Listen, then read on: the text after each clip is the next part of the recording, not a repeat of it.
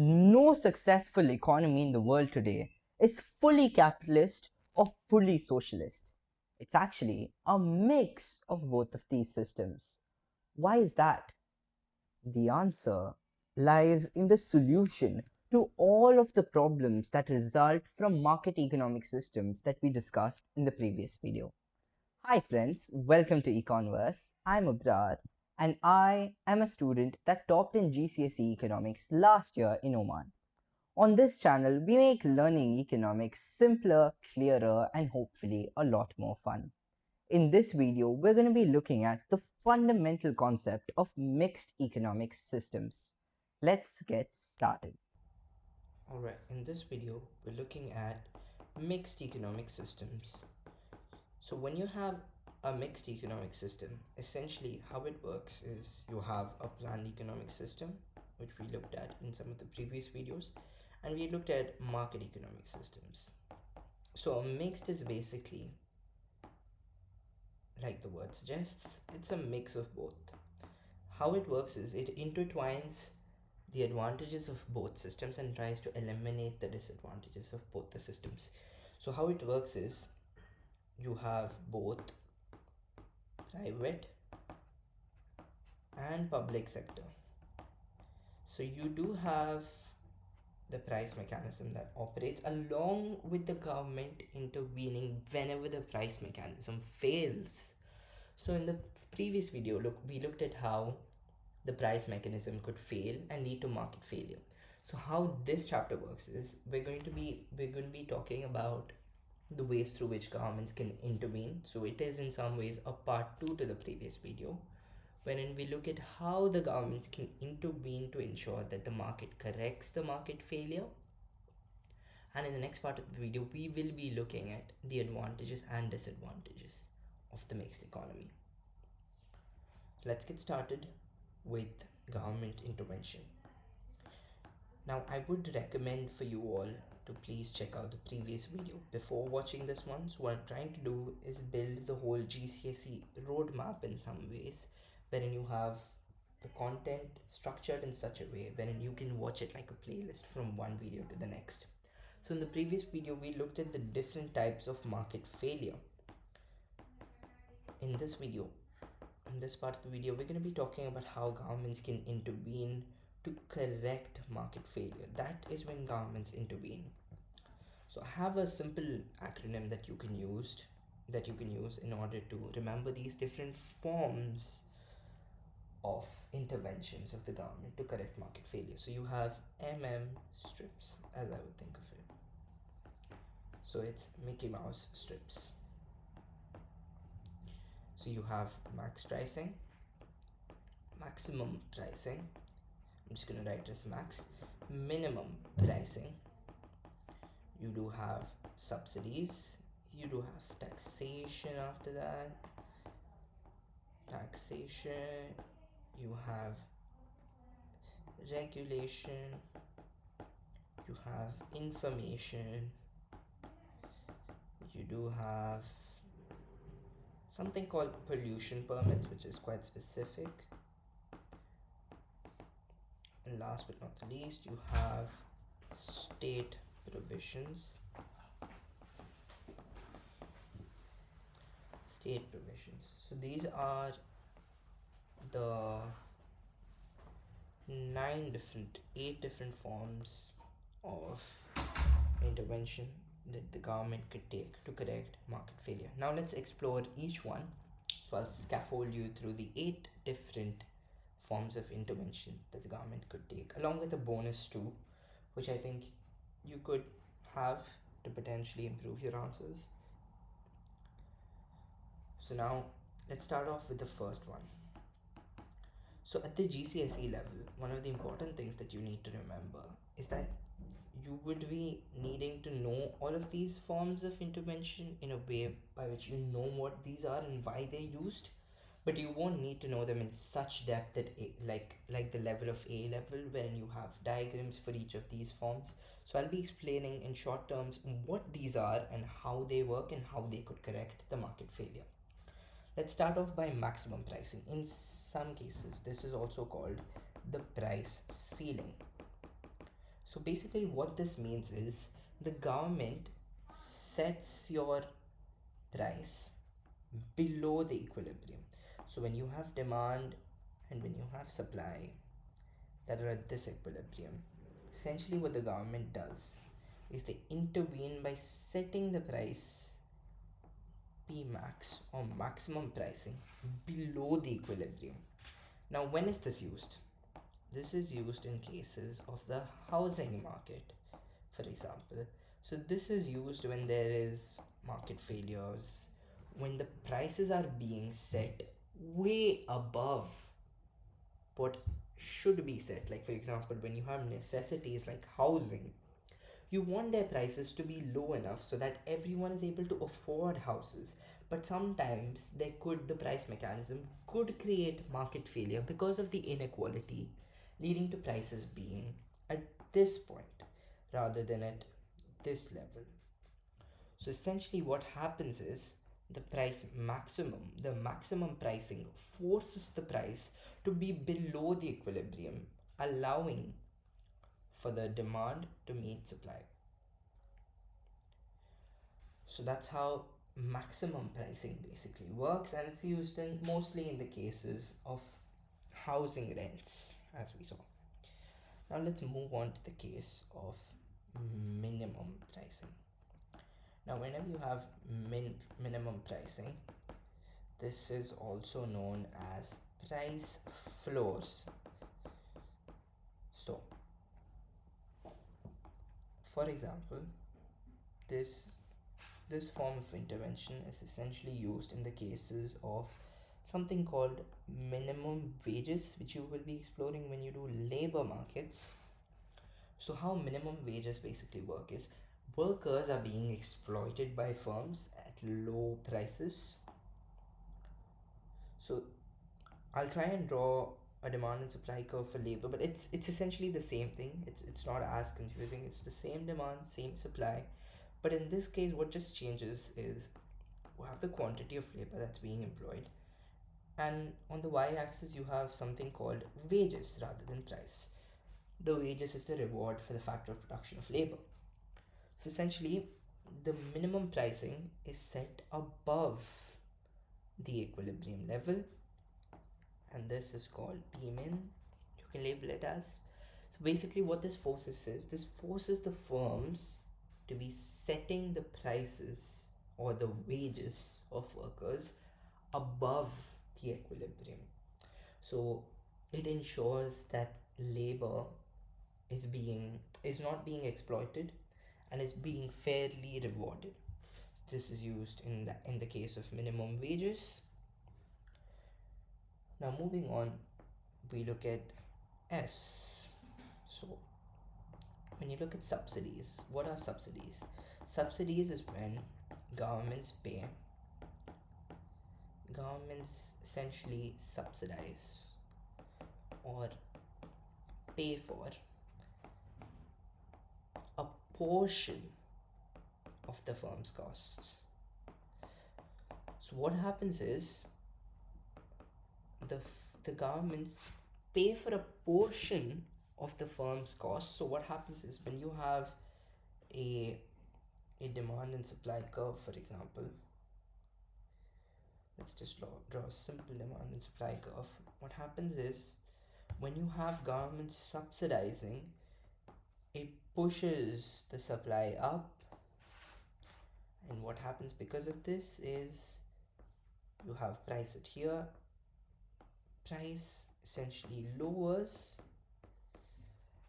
and quantity increases, so it leads to more efficient markets. This is particularly used when you have merit goods. There are subsidies that are being given in order to incentivize the production of merit goods. Now let's look at fourth one, taxation. Now taxation is basically the exact opposite of subsidies. So this is used to disincentivize production. So taxes are a cost to firms. So let's look at it in terms of a simple demand and supply diagram. So when you have the demand and supply for a product. Essentially, what happens is when there's a tax being applied, supply shifts to the left because there's higher costs for the firms. So when the price initially started at this level, P and Q, taxes, what they do is they increase the prices and they lower the quantity of it in the market. So what happens is there's higher prices and lower quantity. This can be seen in the examples of demerit goods such as tobacco, alcohol, cigarettes, so on and so forth. So we have covered MMST. Let's look at RIPS. So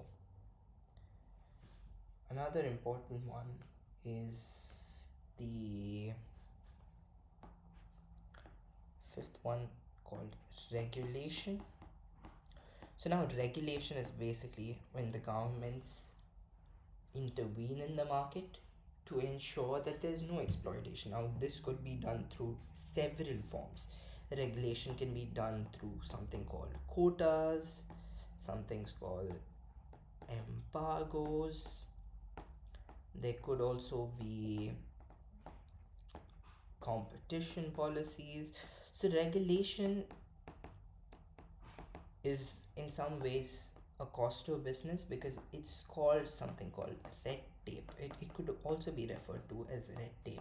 So this is basically when the firm creates, like when the governments create extra friction to the business, when there's higher costs due to the regulation in the market that increase the cost for the businesses operating and lead to inefficient production of that particular market, that lead to perhaps lower production, lower supply, and reduce the demand for the market. So, for example, I'll just explain what each of these three examples are. Embargoes and quotas are used in terms of trading, international trades. So, quotas limit the quantity that enters the country. So, when you look at this, you'll need to have some knowledge of what exports are and what imports are. So, in basic terms, exports are the goods that are being sold to other countries from your countries, and imports are the goods that are being bought from other countries to your country. So, those quotas, basically, what they do is when you buy from other countries, they put a quota on the to limit the number of goods that enter your country. So, they basically ensure that imports are lower than exports. Then you have embargoes. Embargoes are basically bans on other countries to export to your country. And then competition policies or any other form of policies are basically policies, like for example, competition policies is used to prevent monopolies. It's used to ensure that markets are perfectly competitive and efficient. Now, when we look at the sixth form, now that is information. Now we've looked at one of the types of market failure as information failure. So this is when the government can run educational campaigns, can perhaps subsidize schooling, can provide education, state provided education to ensure that there's educational improvement, there's enhanced information in the economy. So there's higher information, which allows for lower chances for consumers being exploited. Now, the seventh one is important, and this is something called pollution permits. Now, this is more of looked at the A level course, but I think it would just help you for you to know this at your GCSE in some basic terms. So a pollution permit is when the governments basically what they do is they provide permits allowing firms to pollute the environment up to a particular limit. So the government controls the supply of the permits that is put into the economy. And how this works is there is a limit on how much number of permits there are in the market. So firms purchase these permits and they pollute up to the permit level up to the amount that they can pollute in the environment as per the permit. So overall, it reduces the amount of pollution that is done by firms to the environment. And if the firms exceed the permit when they pollute, they have to pay hefty fines for it. So how this works is, it on a basic term, what it does is it disincentivizes pollution. So I've explained it. Maybe in the future, when we make A-level videos, I'll explore pollution permits in a lot more depth. But at GCSE, all you need to know is that it disincentivizes the pollution that is caused by firms by creating a permit that allows firms to pollute up to a certain limit. And the government limits the amount of permits in the economy, which leads to overall lower pollution. I hope that makes sense. Now, moving on, the last one is something called state provision.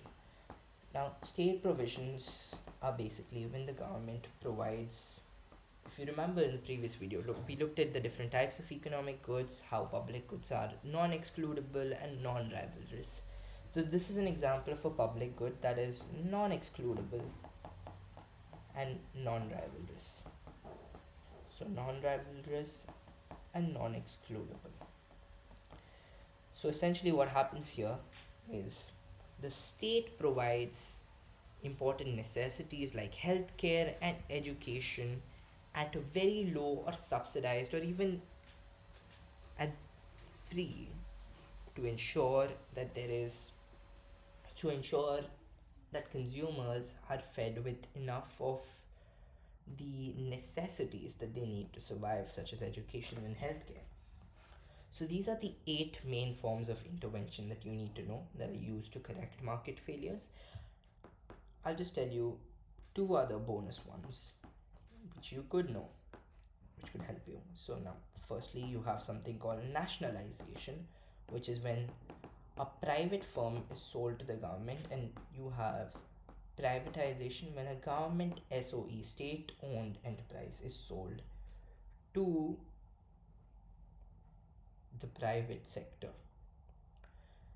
Privatization and nationalization. So what happens is, when you privatize a company, what happens is it becomes more efficient in most cases, because now it's being operated by the private sector, which has a profit motive, and because of which it is efficient, and it leads to higher efficiency, lower costs, lower prices, and becomes more competitive generally. And when you nationalize something, like for example, the coal industry was nationalized in England in 1947, this allowed for lower pollution and state managed industries basically. So we've looked at the different forms of intervention. Now, for the last part of this video, let's just quickly run through the advantages and disadvantages of a mixed economy. So whenever you look at advantages and disadvantages, just make like a list, because it really does help when you're revising. So when you look at advantages and disadvantages, it's simple. Let's start off with the advantages. So unlike the market economic system, in this case the government takes into account all costs. So there's all costs, including social benefits and social costs that are taken into account when making a decision. So it overall improves the economy. And then there is higher merit goods in the economy because of government intervention. There is potentially lower demerit goods which harm consumers, so that's very good for the economy. There is public goods, so there's probably lesser disparity. That is one thing. Another few ones are, there is lower monopolies. So if you notice a trend, essentially what we're looking at is the disadvantages of the market economic system are met as advantages of the mixed economic system. And then there's still better allocation of resources. This is because the governments can intervene and ensure that there's no market failure, so it is still improved, and as we looked at, there is low inequality. So these are probably the 6 advantages of mixed economic systems, but the disadvantages could be that there could potentially be low sovereignty, because now governments can intervene and potentially affect the sovereignty and ability of consumers to pick products, or to determine what products are being produced. Now, there is an argument that when you have a mixed economy, efficiency isn't high.